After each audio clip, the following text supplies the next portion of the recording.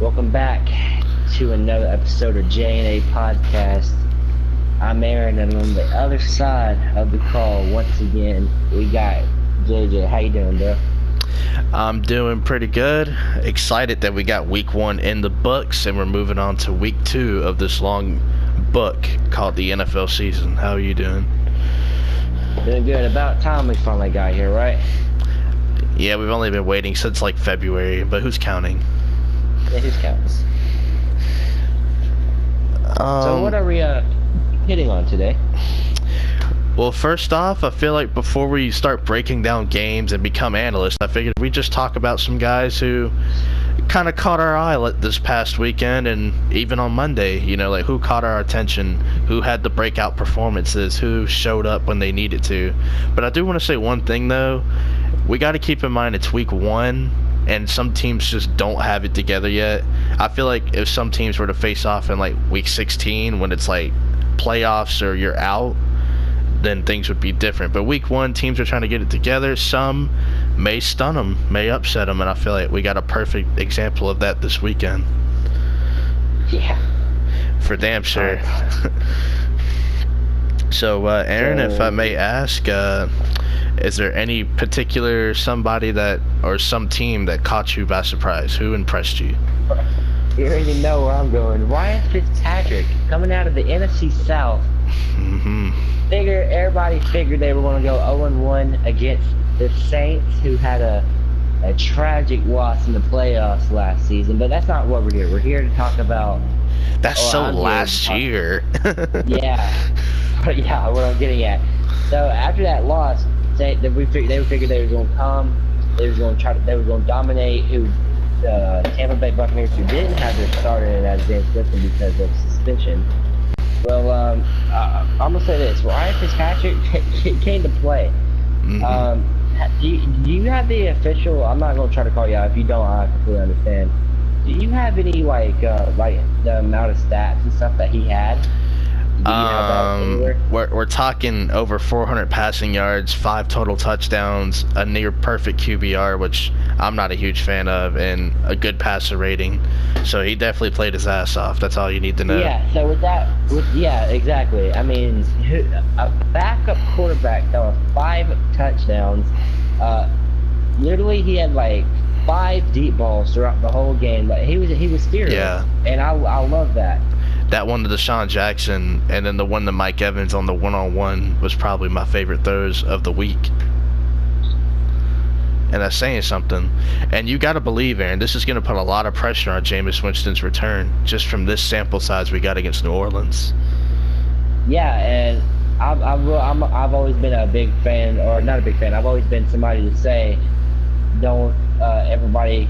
You can show out, but you might not say that, and literally that's what I'm going to be watching for next season. Can Ryan Fitzpatrick, obviously ain't going to give us as good of a performance, but can he at least give us like half of that and show us that he wants that job? And I guess we'll just have to wait to find that out. Absolutely, and it won't be too long before we find out, because they'll be taking on the Philadelphia Eagles. For my breakout player, or my crazy performance or whatever, there's really a lot of guys who impressed me, but man, I gotta tell you 2 in particular that played together, and I'm talking about Patrick Mahomes and Tyreek Hill. What they were able to do against the Chargers, amazing. Tyreek Hill, 3 total touchdowns, 2 receiving, and then that punt return.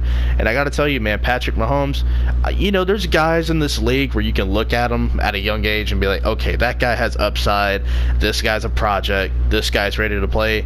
I thought Patrick Mahomes would be more of a project player, but it looks like he's ready to play. And I think what better coach to play for, or offensive mind to play for, than Andy Reid. I feel like he's going to put him in situations to succeed.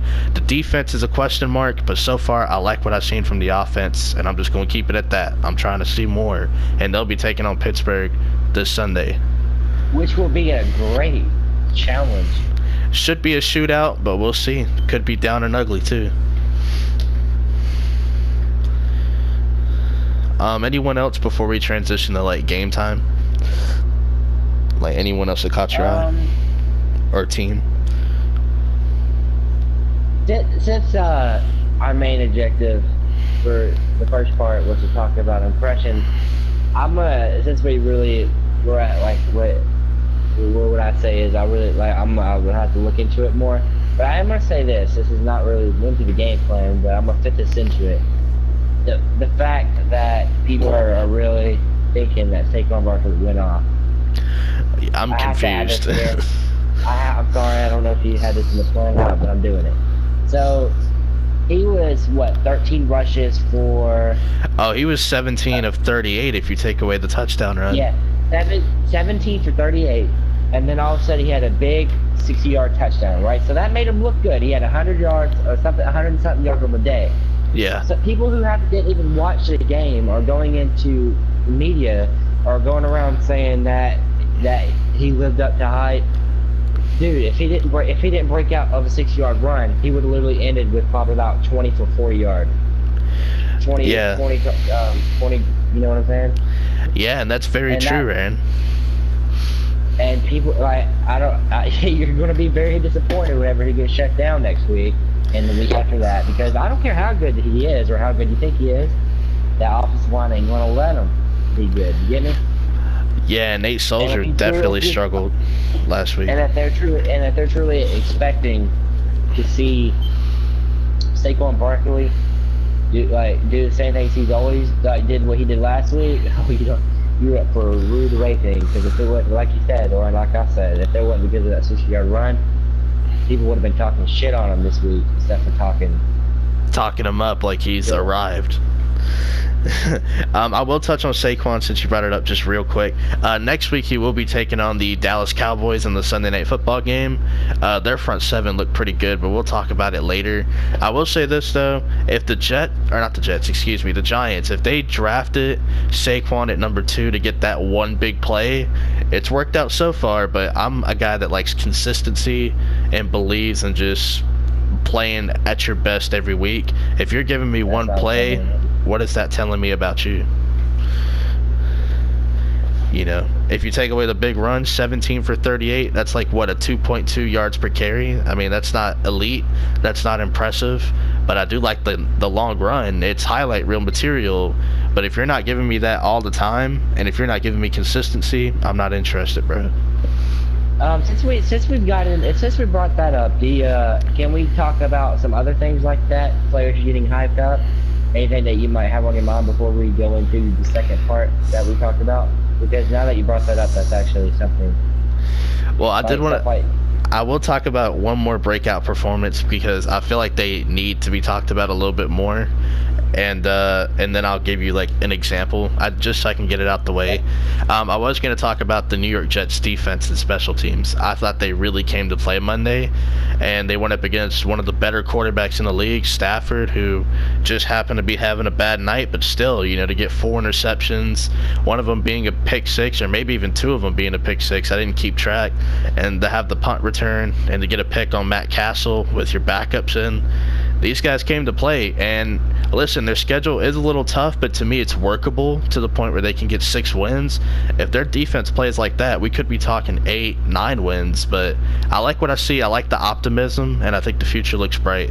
So I do want to give a shout out to the Jets. And of course, with that said, I'm gonna say something about another team, since I just got a lot of ideas since we just started doing this for a second. Yeah. Now I'm gonna move on to more of the disappointing side, and you might know where I'm going with this if you're thinking about it the same way I am. But Deshaun Watson, coming back from that injury, expected a lot from him. I ain't gonna lie. One of my players to watch, and he disappointed. And I'm gonna have to look into that to see why. Was it the line? Was it just because of him bad throws? I'll be able to get back with that, but he disappointed, and I hope he can recover, because he has.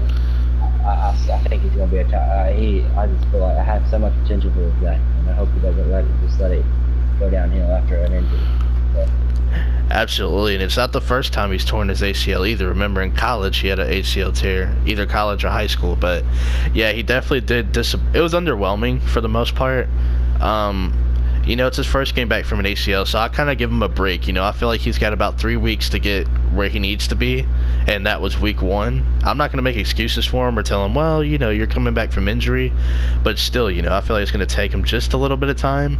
But once he gets to that peak, like mid-season peak early, I feel like he's going to be something to watch. But for disappointing performances, if I had to think of one, which is going to take me a second because, I'm kind of just thinking on the fly, I would have to say,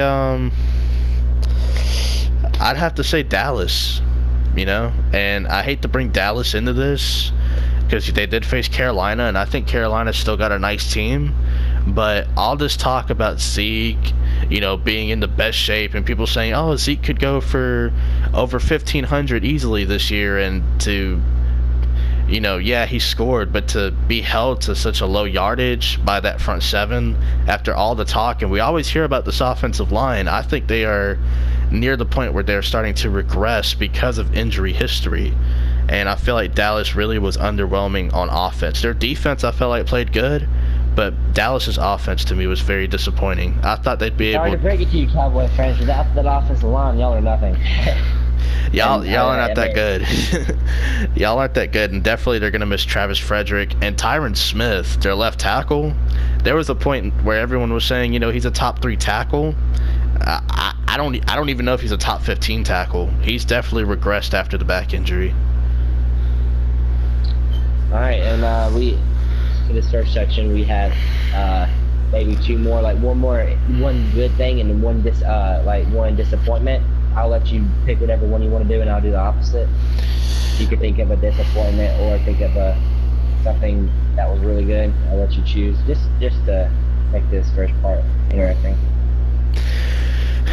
Just something good that happened like in the week, right? Yeah, something. Whatever you feel like is either disappointing or improved or good. I want to talk about the Washington Redskins. That's going to be my good thing. Okay. We were kind of. Listen, man, I liked what I saw from Adrian Peterson. He racked up over 100 yards total. He had 96 on the ground, a touchdown. I like what I saw from him, man. And, we were kind of skeptical of how big of a role he would have on the team. I wasn't expecting like a high usage rate like he got, considering you have Chris Thompson and a couple of other guys that could help him out. But, Alex Smith, I thought, played a decent game. Jordan Reed, if he could stay healthy, boy, he looks like a top 5 tight end for damn sure. And that defense, I know Sam Bradford had a bad game, and I know David Johnson didn't really get it going at any point in the game because of his lack of touches, but I feel like that Redskins defense could be a sneaky one. I'm not saying they'll be elite, I'm not saying they'll be top 10, but it could be that defense where if you go on the road, they could get you. I really like what I saw from them. And it's not being talked about either, but I'm going to let you go ahead. I like that. And I'm gonna bring this up real quick. This is gonna be to the last part of my first section, and I don't know if you had this planned on later in the podcast, but I didn't hear you say anything about it. So I'm gonna bring up the Le'Veon Bell situation. Oh yeah, I had it planned. Go ahead, then. I'm gonna say this now. You can't replace Le'Veon Bell. I'm sorry. He's top running back in the league, and James Conner might have had a good first game, but can you depend on him for the whole season? Yeah, that's definitely a big question. I know you can depend on Le'Veon Bell for a whole season, but I see people talking about how I literally saw something hashtag Le'Veon who, and you gotta be kidding me. Yeah, and you don't do that. Le'Veon has done nothing but prove why he deserves to get paid. People think that he's not doing it the right way on showing that he wants to get paid. But what are you supposed to do? I mean, he's done signed that contract thing for 2 years now. Right? He's already been through 2 franchise tags, and this would be his 3rd one. And he's finally tired of it. They actually released them from or didn't put them on their depth chart, so maybe a possible trade coming. There's definitely a lot of speculation. But I wanted to clear that up, and I hope that JJ has something to say about it too, because I'm gonna leave it at this far past JJ. You just can't. You don't leave. You don't. Le'Veon just. You don't just replace Le'Veon. Sorry. I agree 110,000%. I got two parts to this, mainly from the Steelers' perspective and then kind of from Le'Veon. I will say this about the Steelers. You know what they say about history, right? It tends to repeat itself. We've seen a lot of like similar running backs go through the Steelers system. We talk about Franco Harris from way before our time, Jerome Bettis, Rashad Mendenhall. And let me tell you something about Rashad Mendenhall. He's not a name that sticks to a lot of people's heads, but if he didn't have concussion issues and wasn't, you know, kind of drawn to a different, like he had different stuff that he wanted to do off the football field, like different admirations. If he was just locked in on football and he didn't have a concussion history, I thought he would have been a solid back. But what I'm trying to say about all those three guys is they have the same running style. It's a downhill, punishing running attack. And James Conner, he has it too. He has that. I'm not saying he will be Jerome Bettis or Franco by any means. I'm just saying he has that old school power back type of mentality with decent hands. Le'Veon, however, is a different kind of running back. He's kind of a rare, one of a kind type of dude. I'm not saying there aren't running backs like him, but for the Steelers organization, he's like the one that sticks out. You know what I mean? Like he's the guy who you could line him up at receiver against the slot corner and he'd get open. He's the guy who you can rely on in pass protection. He's the guy that can run down the middle. He can be patient. He can run to the left or right. He can find a way to make a play. You can put him on a linebacker, and he's going to put that linebacker on skates. He just offers a different running style. And I think if the Steelers are trying to go back to their roots, which has won them rings before, I hate it for Le'Veon because I'm a huge Le'Veon Bell fan, and I know you are too. I think he's the best running back in the league, and they're stupid to think about this. But are they completely insane, or are they just trying to go back to the roots? Maybe they want to invest more money on defense. I don't know what they want to do, and I think this is stupid. Because I think Le'Veon Bell and Gronk are the two guys, non-quarterback or receiver, that are the biggest playmakers in the league when healthy. And with Le'Veon, the question is, number one, what team is going to trade for him? And number two, what team is going to give him a long-term extension when he's brought to the team? And I completely agree. But I'm still going to stick with it. You're going to hear me stick with this for a long time. You don't replace Le'Veon. Oh, I agree. They're not replacing. And I was about to say that I think what I've learned is we definitely agree. Yeah, you can't replace them, but if they're trying to go back to the old ways of just having the power back and letting the receivers change the pace of the game like they did with Hines Ward and Antoine Randall, then it's not completely insane. But to move on from a rare talent like that, who actually transformed his body from college to now, because he was like 240 pounds coming out, he's a slender 215. You know, he transformed his body. He's worked hard to get in the shape that he's in. And I understand about him sitting out against the Browns. He has nothing to prove against Cleveland. He's just trying to protect the longevity of his own career because of the amount of touches he gets per year. He had over 400 touches last year, 85 catches, 320 rushing attempts. And no money to show. Exactly. And remember the last guy who had high touches like that? His name was DeMarco Murray. He recently retired. He don't want to be DeMarco Murray. All right, and with that, we're going to move on to the second section, or second thing that you want to talk about other than first impressions. Yeah, we're just going to break down game by game. We'll try to make it quick. Like, we may just say a comment about each game, and then that's kind of it. We don't want to get too crazy. So we're going to talk about all the games that happened from the Falcons-Eagles all the way to the Rams-Raiders. And basically what we're going to be saying is like maybe one or two things, and then we're going to be telling them like the score and maybe some stats. That's about it. So we're basically just recapping what already happened. All right, start it off. All right, so we have a rematch of the NFC divisional round between the Philadelphia Eagles and the Falcons. This game actually kicked off the NFL season. The Eagles get away with one 18-12. Both teams didn't necessarily play well, but you know, it is the first week. I'm not going to put a whole lot of stock into the first week. But Aaron, what were your initial thoughts about the 18-12 game? Or recap, whatever. Brought back a lot of memories from last year, how it ended. Oh yeah, Um, same spot yeah, too. That sucks. yeah. But that's the NFL. It happens, and I liked what the defenses showed. I mean, it showed that there's going to be a lot of that. Those are going to be really good defenses. But also, with that said, is the Falcons. I don't know a lot about them or anything, but I do. What I do know is that they lost their starting safety and their starting middle linebacker because of that game. And I'm gonna say this from, I don't know what would be the right word, from an outside perspective, I guess you could say. I blame this. This is gonna sound messed up, but I was talking to somebody today, and I actually understood what he was saying. I blame Dan Quinn for not playing them in the preseason. I feel like if you don't get contact in the preseason, and the reason I brought this up is because I already know what your probably mouth is dropped right now from me saying I'm blaming Dan Quinn for the injury. But just hear me out and tell me what you feel. Yeah. I feel like I don't care who you are. You could be the best player in the league. You have to feel it. You have to get used to running and stuff in the preseason. You know. So when that first boom hits you, you can recover. You know.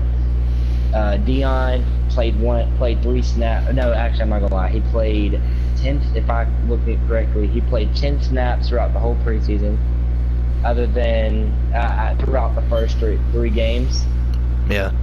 And that's pretty. And so you're not really that much contact. Same thing for Neil. He played a lot more. He played probably about 25 snaps throughout the whole preseason. Yeah. And not used to getting hit, you know. And honestly, that's why I feel like injuries happen, or that's why I feel like those injuries happen. It's because they didn't feel it in the preseason, and whenever they started having to run, players are dropping, or their Falcons defense is just dropping because of cramps. And I truly feel like it was because of conditioning throughout the off season and preseason that Dan Quinn didn't make them do. So with that, I'm gonna turn it over to you. I don't know how you feel about that. I hope you try to look at it from what I'm saying. And all right, you got it, Frank. Okay, I do agree with you. That actually does make a lot of sense. If you're not conditioned for football, you know, something bad could happen. But I'm not gonna. It's cool. Like I do blame Dan Quinn too, but I'm gonna blame another person for this loss. Okay. And it's not a player. It's another coach. I'm blaming Steve Sarkisian, the easiest guy to blame, because what's been the constant with this team? Red zone offense and managing the time. I don't know dude, Matt Ryan is too good to, not do that. Do you blame the injuries on Steve Sarkisian? No, I'm blaming the red zone offense and time of possession. Turned it over. Okay, my bad. And time to offense. And time of possession. I'm blaming that. The injuries, that's a Dan Quinn thing, not being conditioned. I agree with you. I see where you're coming from, but the offensive side, I gotta blame Stark. I mean, okay, and I like that. Red zone offense has to be better. You got arguably the best receiver, if not the best receiver for that situation. Only 1 touchdown on 20 targets? No way, dude. He should have way more touchdowns. The first touchdown, the first drive. The first red zone trip. And he wasn't he wasn't even on the field in the red zone. I shouldn't see Justin Hardy in the red zone unless one of the other two is injured.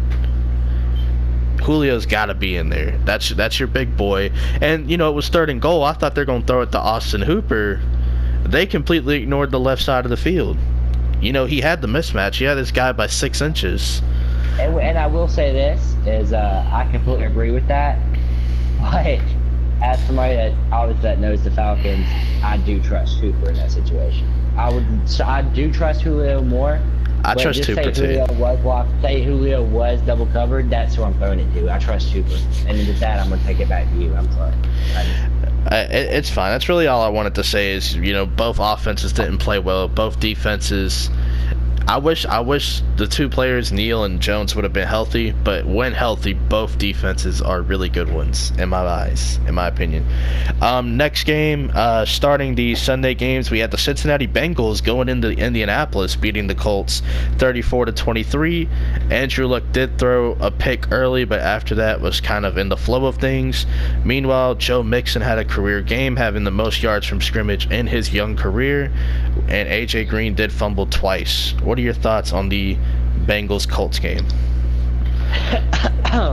Well, to start off, a little birdie did try to tell everybody to get Joe Mixon in fantasy because he's gonna have an amazing season. I think true little birdies from the same nest tried to tell these people that. I knew it. Literally, I stuck them up in my fantasy league. Oh, I got him in mine. Yeah, and I like it. So, with that said, I'm gonna go. I'm gonna get back to that. I'm gonna not be biased about Joe Mixon because I really like him, and I'm gonna go to the Indianapolis side of the ball. I like Andrew Luck play, other than that pick, obviously, but don't dwell on the past, like I say a lot of times. He played well afterwards. I liked what he showed, and people like that's why they lost their first game. Yeah, they lost, but it was only by a little bit too. And I know it also was against the Bengals, but it just showed that Andrew Luck can keep him in a game. You know what I'm saying? Yeah, and Andrew Luck definitely looks like he's back in football form. And I like it. I like Andrew Luck. I try not to hate on players. Yeah, and I try not to either. Be honest. So that's why a lot of people are like, Andrew Luck, you like Andrew Luck? And I'm like, yeah, he hasn't given me a reason not to like him. Yeah, you know? Pretty simple. Yeah. So with that's pretty much what I got to say about that game. It wasn't the most entertaining game, especially with the other games that y'all are going to hear about that went on. Yeah. But it was pretty good. But I did like to see Andrew Luck back. I love to see Joe Mixon. Glad to see what he could do. Hope we see what he can do for the rest of the season. And absolutely. My only thought on the game, because I don't have much to think about with the Bengals, because I don't like Marvin Lewis. That's like one of the people I don't like. I don't hate a player or dislike a player. I just coaches who waste potential of players. That's who I don't like. So I don't like the Lions organization. I don't like Marvin Lewis. There's a lot of people I don't like that aren't players. But my biggest takeaway from this game for the Colts, Andrew Luck needs other people to throw it to. You know, you can't target T.Y. Hilton forever because they're going to double cover him eventually. Eric Ebron and Jack Doyle, yeah, they got going kind of late, but you're going to need them early on 3rd and 5 and 3rd and 7. You need another receiver. And, you know, listen, I like the running backs they have, but, man, I feel like that would be a good trade candidate to get Le'Veon Bell because they got the cap space and they got the roster spot available. Oh, imagine that. Andrew Luck. Bell. He could finally not have to rely on T.Y. Hilton. He could. In Indianapolis, they got Quentin Nelson, which I'm gonna ask you, did he get to start? I didn't. Oh, he started and he held his own against Geno Atkins. I paid attention to that. He held his own. I'm proud of him. And that by itself shows a lot. So let's see what happens with that. I guess move on to the next game. Yes, sir. This one, there's not really going to be a whole lot to talk about, but the Ravens do beat the Bills 47-3. Oh my God, that was an amazing game. What do you mean? Nathan Peterman was taken out of the game for Josh Allen. Josh Allen would come in, throw 3 for 9, 3 passing attempts completed out of 9, 40 yards, led him to a field goal, much better. And that was so much better. I'll tell you what, that was about 20 yards better than what Peterman could have done. But the Ravens played a complete game. They looked really good. What are your thoughts on this game? Shouldn't be a whole lot.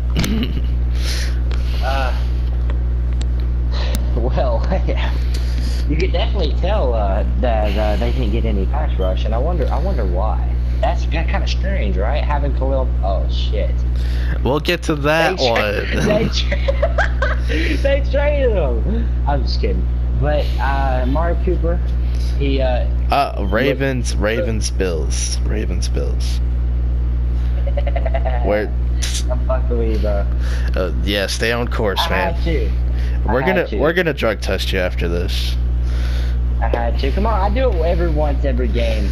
I'm gonna do it a tradition. Literally, I did that on purpose. I wanted to see what you would say. Okay, it's only funny when Davis does it because he genuinely doesn't know. All right. Damn it. All right, but Go ahead. I'm sorry. I liked the game. Josh Allen, when he came in, he didn't do anything either. So he will be starting next week, by the way, against the Chargers. What a great time to have the Chargers defense in your fantasy. Yeah. Unless Josh Allen just turns into God. Honestly, man, there really ain't that much to talk about that game. Yeah, really not a whole lot, besides the fact that Joe Flacco played good and the defense was able to shut down whatever the Bills were going to do. Joe Flacco played really good. Absolutely. Now talking about, we kind of foreshadowed it earlier, talking about Tampa Bay and New Orleans. Let's talk about America's Game of the Week. Tampa Bay winning 48-40 in a shootout with Drew Brees. What are your thoughts on this one? We already kind of touched on it, but do you want to talk about things from the Saints' perspective since we already talked about the Bucs? Drew Brees playing well like always. Alvin Kamara playing well like always. The Saints defense, I don't know what happened to him. Marshawn Lattimore actually got burnt twice. He didn't look good. That's rough. One of the times he actually fell. And we're gonna have to see some things before. That was rough, man. Yeah. I didn't expect for Marshawn Lattimore to actually fall down, get burnt and fall down. But it happened. I guess it happens to a good corner. And I'm gonna keep my eye on him to make sure he stays good. And pretty much the defense just broke down, but luckily you have Drew Brees there. Mark Ingram went in there, so they tried to give their backup a chance, and he fumbled in the first play. Oh yeah, good old Mike Gillislee. Yeah. Yeah, if the Saints defense really regressed that bad, they are in big trouble because a lot of people, including me, picked them to represent the NFC. And if, like I said, it's week one. I don't think anyone should panic, honestly. It's week one. Let's just see where this goes. If Drew Brees has to become the Drew Brees of old where he's going to be depended on or else this team ain't going to do nothing, then they're in big trouble. But like I said, it's week one. Next week they'll be taking on Cleveland, which we'll talk about later. I assume Marshawn Lattimore's main matchup is going to be either Josh Gordon on the outside or Jarvis in the slot. But we shall see if he can recover from a not-so-great performance against Tampa Bay. All right, next. All right, moving on, we got the New England Patriots beating the Houston Texans 27-20. We already talked about Deshaun Watson not playing well, and Patriots. I like Tom Brady. It was a weird game. I thought that I was watching Houston and then just go back and forth, stopping each other, and J.J. Watt. I'd love to see him back in the field after everything. Yeah, he's been through a lot the last few years. Yeah, Jadeveon Clowney looked pretty good. Didn't he? This was a weird game. It's very strange. I expected it to be a shootout, honestly. The score that Tampa Bay and New Orleans had, I thought that would be their score. Both of them near the 40 mark. Yeah. And that's pretty much what I have to say about that game. I was just flabbergasted because I thought it was about to be a shootout, and I'm watching it and I just see them stopping each other. And I'm like, again, that's week one for you, right? Week one in a nutshell. Tom Brady looked like Tom Brady. Jeremy Hill did go down with a torn ACL, which is kind of sad to see because they already have one running back injured, which means they're going to have to rely on James White and Rex Burkhead. No big deal. They've been huge parts of this team for a couple of years. Philip Dorsett definitely stepped up for Tom Brady, and I feel like Tom Brady brought out the best in him. Same thing with Cordell Patterson.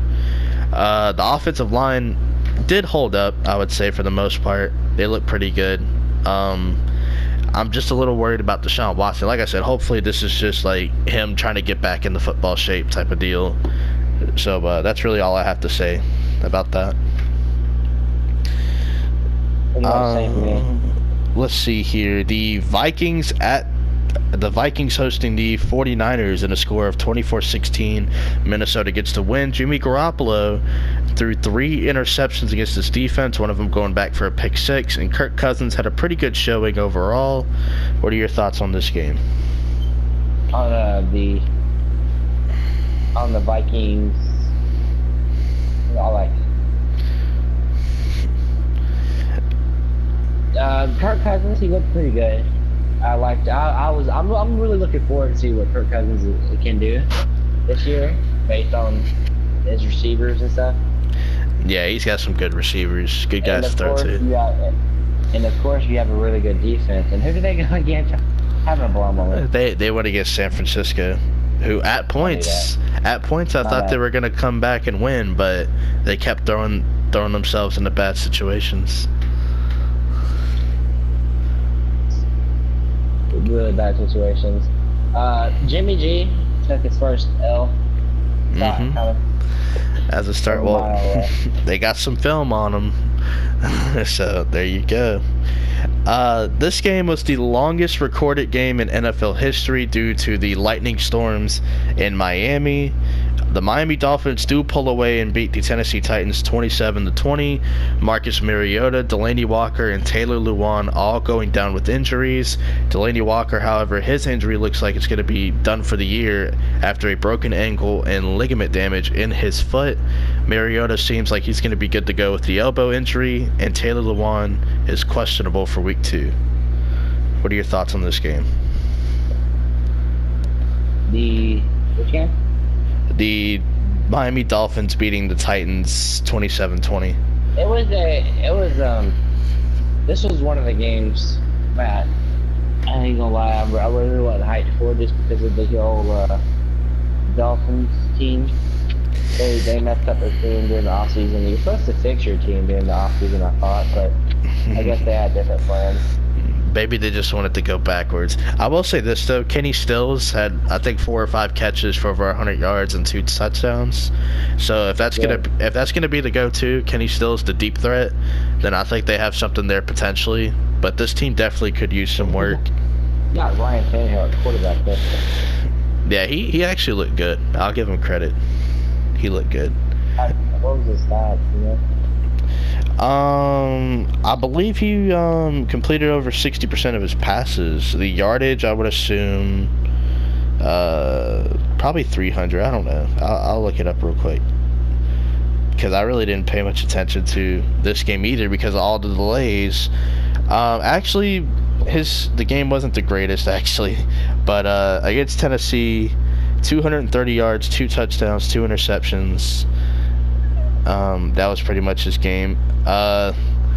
He did look good though when he was throwing it towards Kenny Stills because Malcolm Butler got burned on that play.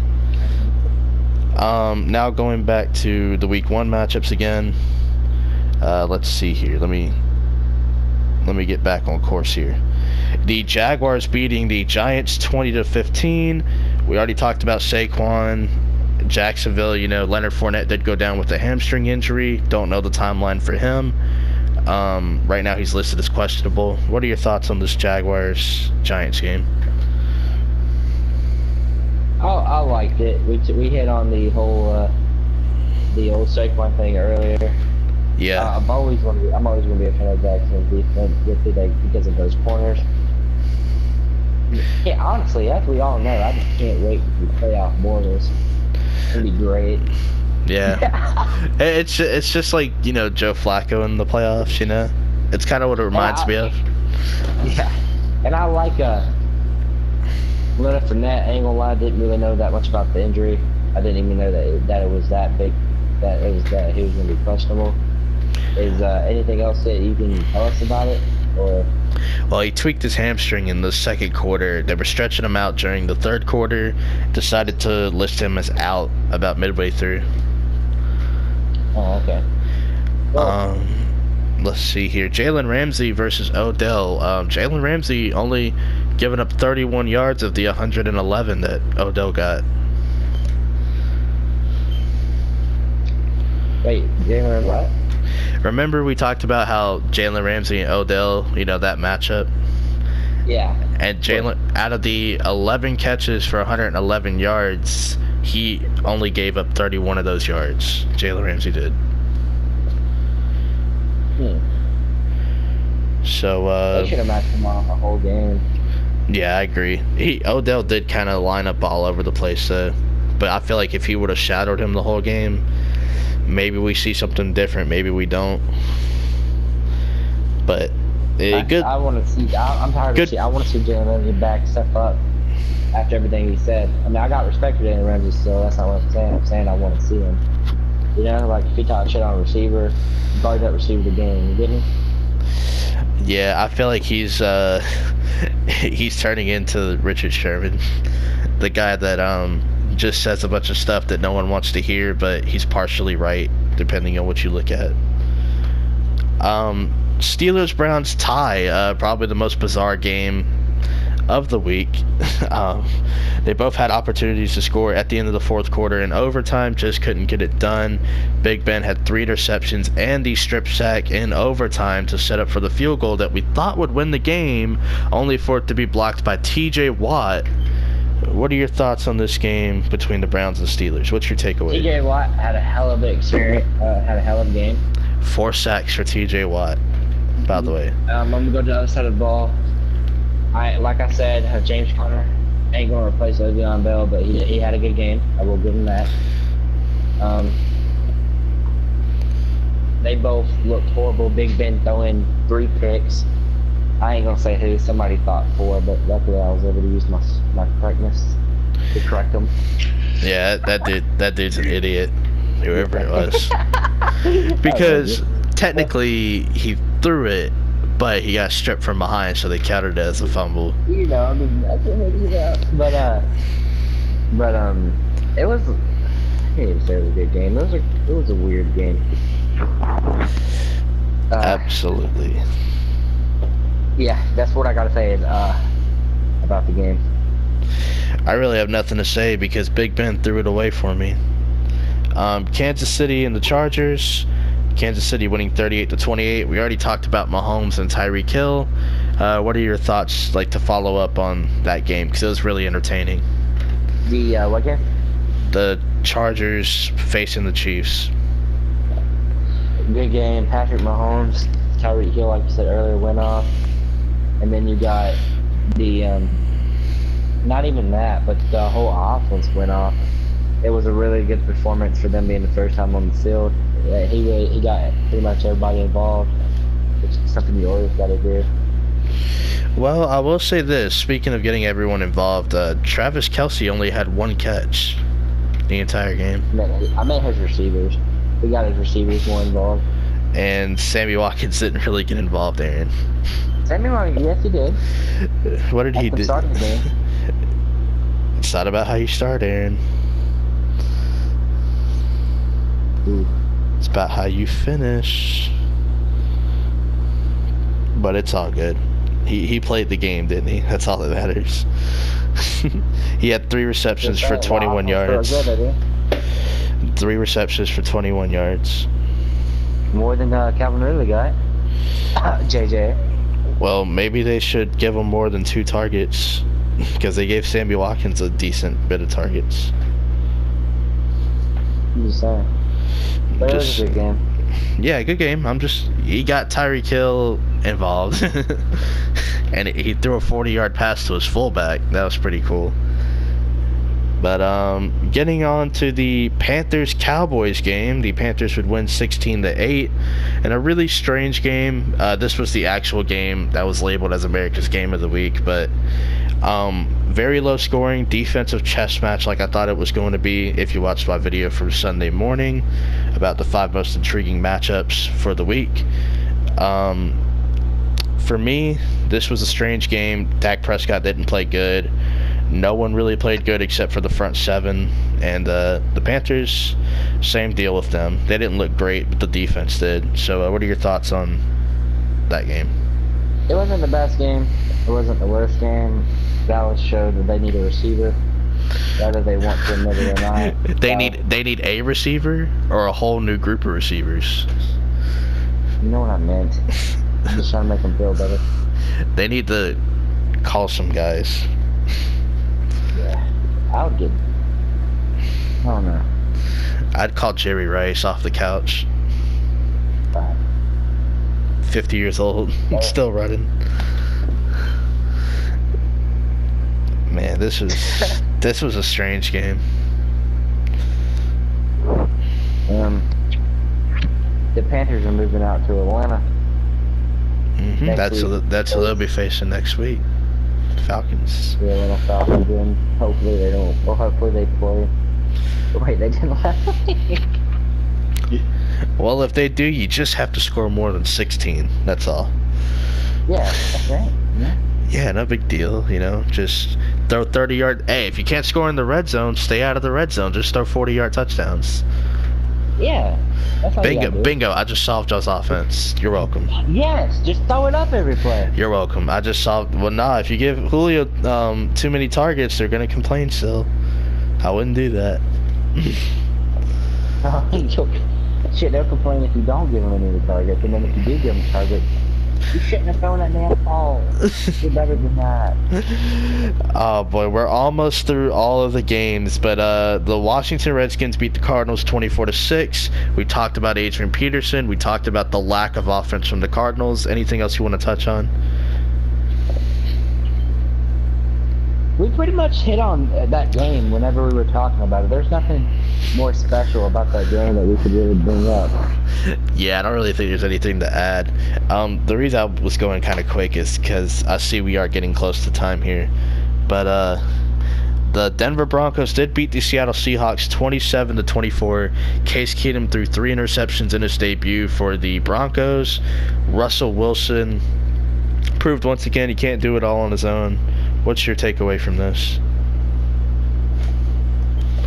Russell Wilson, you gotta get a line, man. They need an offensive line, like, really bad.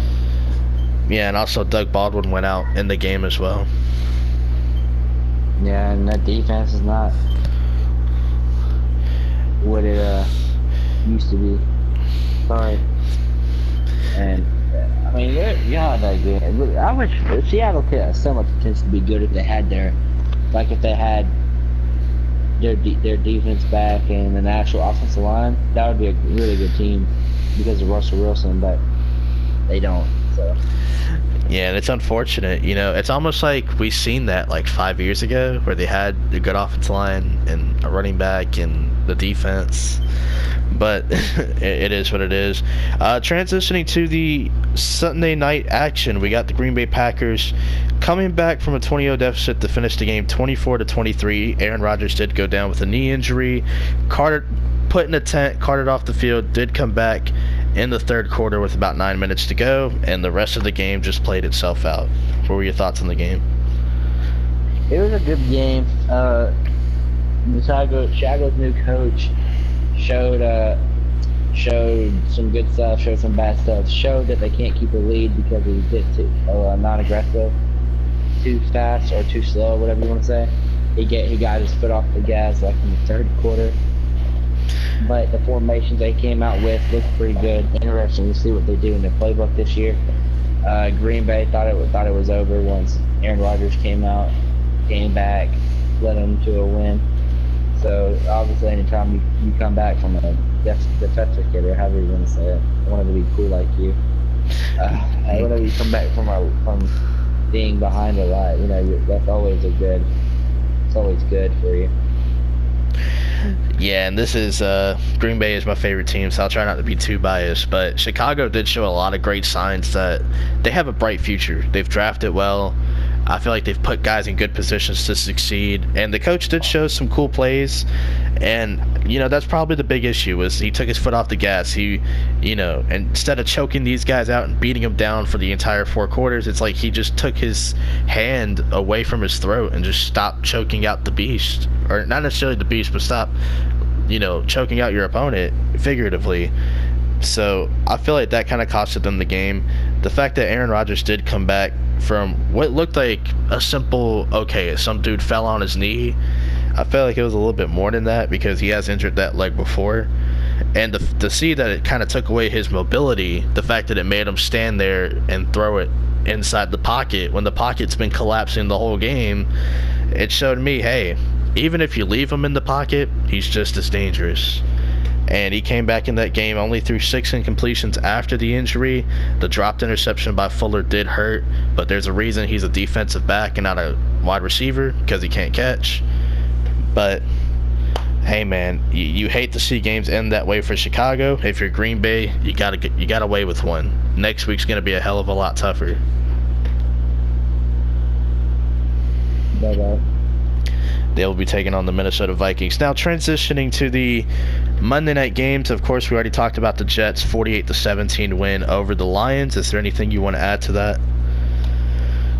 No, it's horrible. That was a horrible game.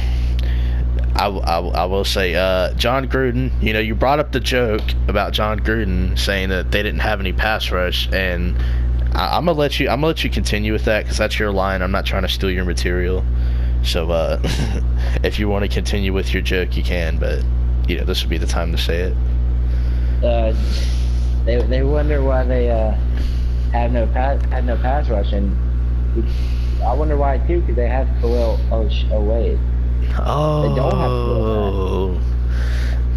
But who does? Chicago. And with that said, pop, pop, hit the drum. Oh, man. I will say this about the Raiders' offense. Derek Carr has not looked good. I don't know if he's going through... What are you talking about? MVP, bro.